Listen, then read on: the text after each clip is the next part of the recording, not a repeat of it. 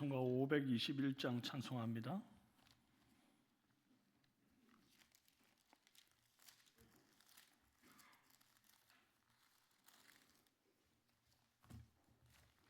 (521장입니다)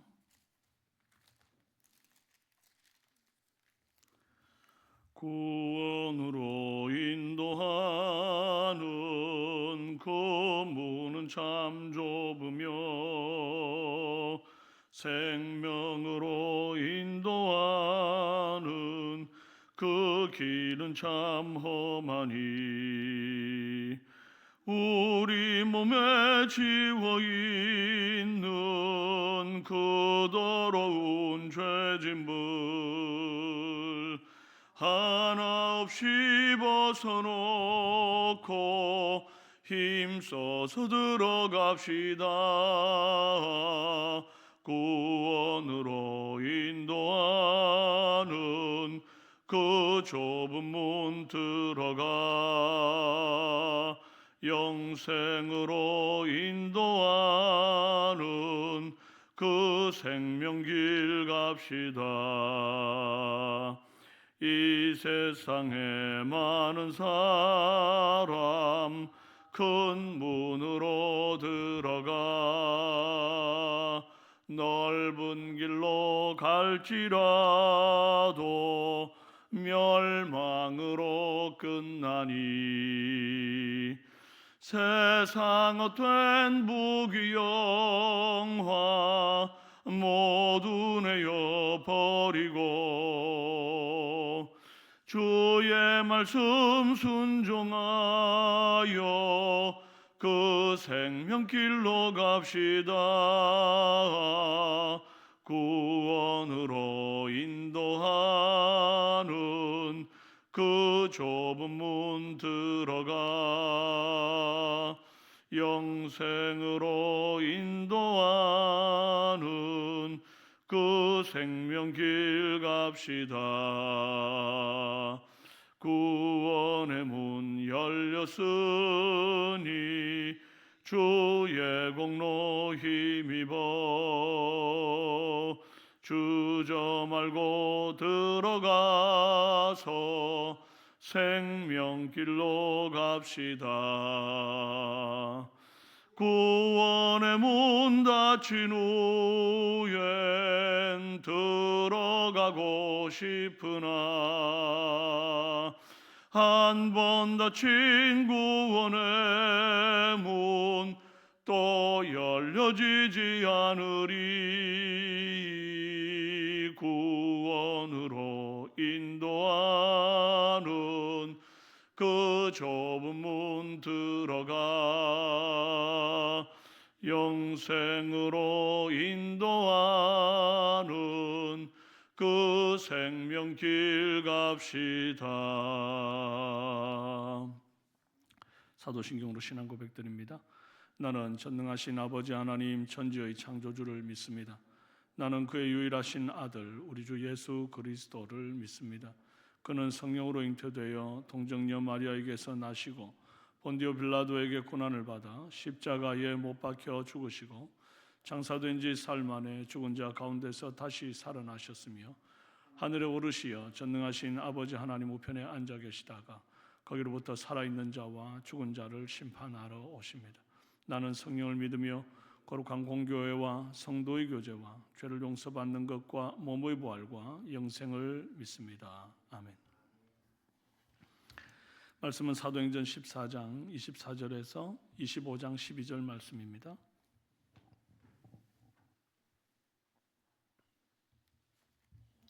사도행전 14장 24절에서 25장 12절까지 말씀입니다. 교독합니다.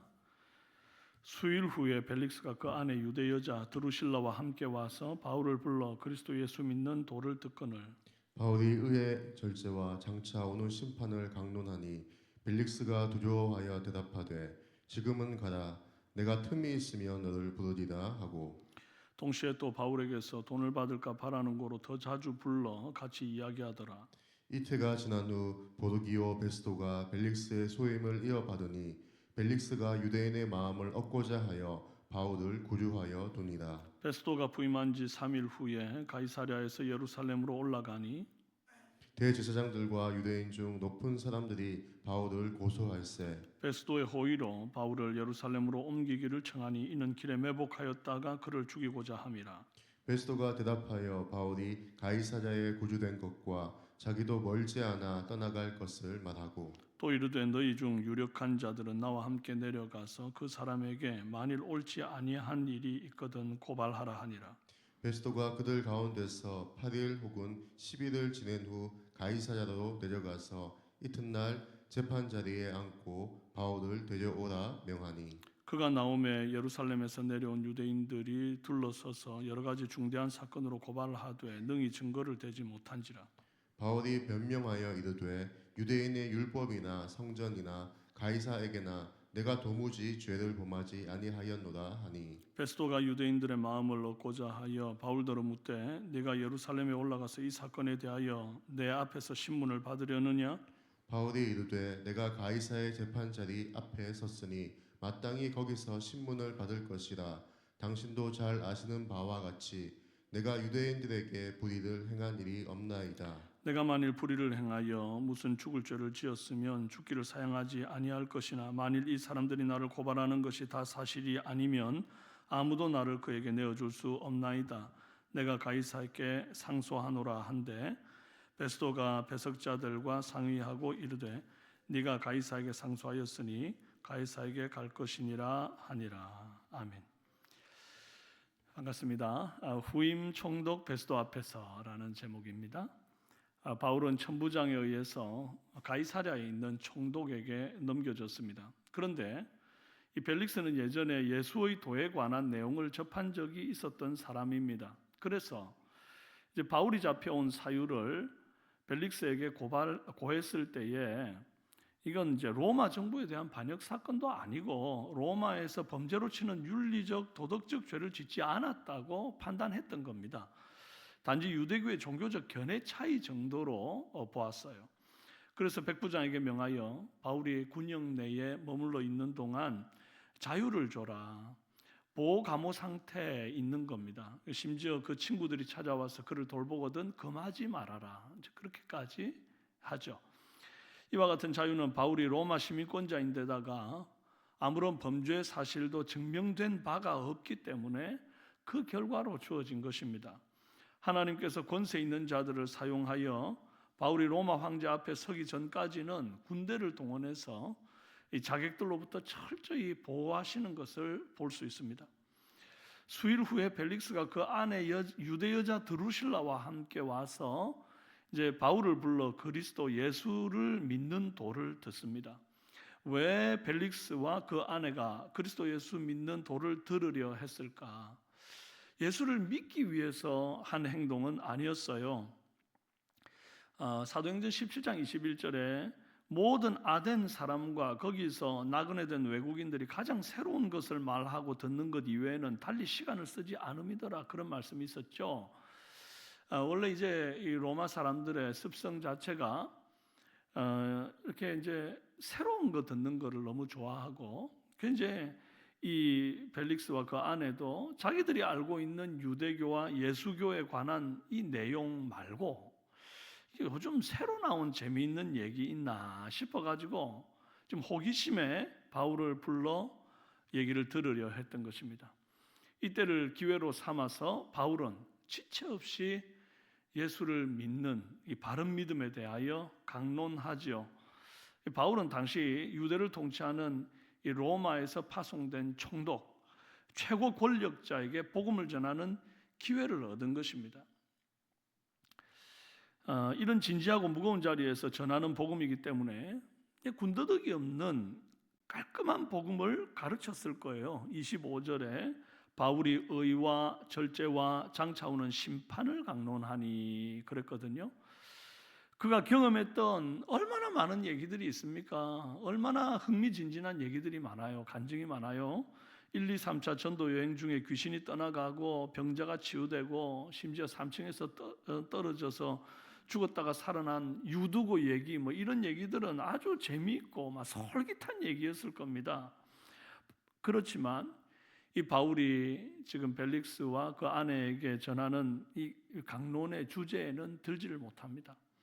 복음 메시지는 하나님을 알고 내 죄를 알고 또 죄를 씻어 하나님께 나아가지 않으면 심판받는 줄 알고 그 심판을 면하기 위해서 죄를 씻는 방법은 오직 예수 그리스도를 믿어 구원에 이르는 길 말고는 없음을 너무나 잘 알았기 때문입니다. 그래서 바울은 의와 절제와 장차 올 심판에 대해서 강론했습니다.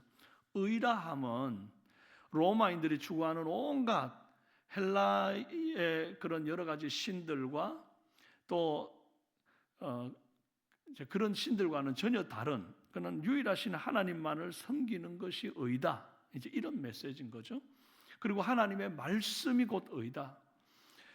잠언 1장 7절에 하나님을 경외하는 것이 모든 지식과 지혜의 근본이다 하는 이 내용을 의로 가르치지 않았을까 싶어요. 그리고 율법에서 난 의를 유대인들은 주장하지만은 율법으로는 절대 의롭다 함을 얻을 수 없고 오직 우리 죄를 위해서 죽으시고 부활하신 예수 그리스도를 믿음으로만 의롭다 하심을 얻을 수 있다는 이 메시지였을 겁니다. 절제라 함은 이제 로마인들 안에 결여되어 있는 이 성문화, 아주 문란한 성문화가 있었어요. 노예를 또 물건 취급하면서 유흥거리로 삼았던 아주 윤리적, 도덕적 타락한 그런 삶에서 벗어나서 거룩하신 하나님의 말씀대로 좀 살아가라. 이게 이제 절제를 가르치는 거죠. 심판에 대하여라 함은 이제 다가올 하나님의 심판을 통해서 그 행한 대로 심판을 받는데 누구도 피할 자가 없다. 이건 노예 신분이나 왕의 신분이나 할 것 없이 모두가 하나님 앞에서 심판을 받을 것이다. 그래서 마침내 생명의 부활과 또 사망의 부활로 나타나게 될 것이다 하는 메시지가 아니었겠습니까? 이제 벨릭스는 항상 이렇게 게임 즐기듯이 혹은 정치나 종교 얘기를 하듯이 그렇게 지금 예수 믿는 도에 대해서 자기가 아는 바 그렇게 들어왔던 거예요. 새로운 정보를 듣고 좀 재미있을 줄 알고 바울 불러서 네 얘기 좀 해봐라 그랬더만 이 도덕성과 책임을 강조하고 심판에 대해서 운운하니까 막 탐탁치가 않은 겁니다. 마음이 불편해요. 이 벨릭스는 그래도 유대에서는 로마에서 파송된 최고의 이 권세자 아닙니까? 그러니까 한마디로 유대인들 입장에서는 거의 왕과 다름없단 말이죠. 자기가 심판자에 있는 겁니다. 누구든지 이 벨릭스 한마디면 이제 사람들 목 날아가는 거 예사가 아니거든요. 자기가 심판자라고 생각했는데 자신을 심판할 하나님이 보고 있다는 사실, 그것을 이제 바울을 통해서 듣게 되니까 여간 두렵지가 않은 것입니다. 그는 지금 그 자리에서 바울의 메시지에 대해서 믿음으로 반응하지를 못하고 지금은 바빠서 안 되고 나중에 보자 그러면서 회피하는 겁니다. 바울이 전한 복음의 메시지는 정확했습니다. 세상에 바울에게 맨투맨으로 구원 상담 받는 게 얼마나 복된 일입니까? 이보다 더 복음을 잘 전할 수 있는 사람이 어디 있습니까? 그런데 그 놀라운 기회, 그 좋은 기회를 벨릭스와 그 아내가 걷어차고 맙니다. 끝끝내 마음을 열지를 않아요. 골로새서 1장 26, 27절 말씀에 이 비밀은 만세와 만대로부터 감추어졌던 것인데 이제는 그의 성도들에게 나타났고 하나님이 그들로 하여금 이 비밀의 영광이 이방인 가운데 얼마나 풍성한지를 알게 하려 하심이라. 이 비밀은 너희 안에 계신 그리스도시니 곧 영광의 소망이라. 이것이 비밀이란 말이죠. 비밀. 예수 그리스도를 믿어 구원을 얻는 이것이 비밀인데 이 비밀을 다 풀어서 바울이 잘 설명을 해줘도 택함 받지 못한 백성은 이 풍성한 영광을 보고 듣고도 누리지 못한다는 것을 결국 보여주는 것입니다. 그리고 2년이라는 세월이 또 지나죠. 바울은 벨릭스에 의해서 철저히 방치되어 버립니다. 이 2년 사이에 아무 일도 일어나지 않아요. 바울이 빌립보 감옥에 있을 때는요, 이렇게 찬송을 하니까 밤중에 옥문이 열리고 막 지진이 나고 옥터가 흔들리고 말이죠. 모든 착고가 메어졌던 게 다 풀리고 막 기적이 일어났잖아요. 그리고 또 간수 중에 예수 믿는 자가 막 생기고 그런 다이나믹한 변화들이 있었잖아요. 그런데 지금 바울이 벨릭스에 의해 구금되어 있는 이 시간 동안은 아무 일도 일어나지가 않습니다. 누구 하나 뭐 예수 믿었다는 일 없고 뭐 어떤 뭐 기적이 일어나 가지고 변화가 있고 뭐 이런 게 없습니다. 막 시간만 낭비한 것 같아요. 하나님은 왜 이렇게 그냥 시간을 끄시는 것 같고 낭비하는 것 같습니까? 그냥 곧장 그 길로 이제 황제에게 좀 보내지. 왜 그렇게 가다 놓고 구금해 놓고 2년을 보내느냐는 거예요. 여러분, 우리의 시간표와 하나님의 시간표가 다르다는 것을 이해하셔야 합니다. 우리는 다 이해할 수 없어도 하나님의 완전한 뜻이 성취되는 과정에 이 2년이라고 하는 시간이 꼭 필요했을 것입니다. 요셉이 2년 동안 감옥에 갇혀 있었던 시간을 기억하시지요? 무의미한 시간이었다 말할 수 있습니까? 결코 그렇지 않습니다. 그 감옥에서 만난 인연, 술 맡은 관원장의 꿈 해석 사건이 결국 요셉의 국무총리가 되는 결정적 단초가 되지 않습니까?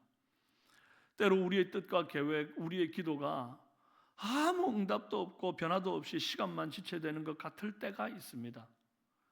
뭔가 방치된 것 같고 정체된 것 같고 나만 어딘가에 콕 처박혀서 갇혀 있는 것 같은 답답함이 있을 때, 그때도 하나님만을 신뢰하시기를 바랍니다. 하나님의 시간표는 완벽하게 흘러가고 있습니다. 2년 동안 이제 정세가 바뀌고 벨릭스가 물러나고 후임으로 베스도가 총독이 됩니다. 이 2년이라는 세월이 흘렀지만 이 바울을 고소하던 자들이 또 지칠 줄을 몰라요. 식지 않는 열정으로 막 바울을 괴롭히고 하나님 나라에 흠집을 내고자 합니다. 바울이 이제 벨릭스에서 베스도에게 넘어갔는데 그때도 바울 죽이려는 자들이 여전히 기세가 등등하거든요. 하지만 하나님은 여전히 바울을 유대인들의 손아귀에 내어줄 마음이 없습니다. 세상이 아무리 복음을 대적하는 사업을 추진하고 끈질기게 방해하려고 해도 여러 가지 세속적이고 하나님을 대적하는 법안을 입법하려고 해도 온 세상을 구원하시고 심판하실 하나님 나라의 큰 강물을 막을 수는 없는 겁니다. 유대인들은 고발에 대한 증거를 대지 못했고 바울은 로마 황제 가이사에게 상소하게 됩니다.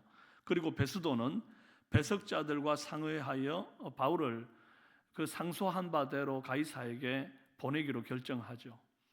보십시오. 결국 더디 가는 것 같아도 하나님의 부르심에는 실수가 없는 법입니다.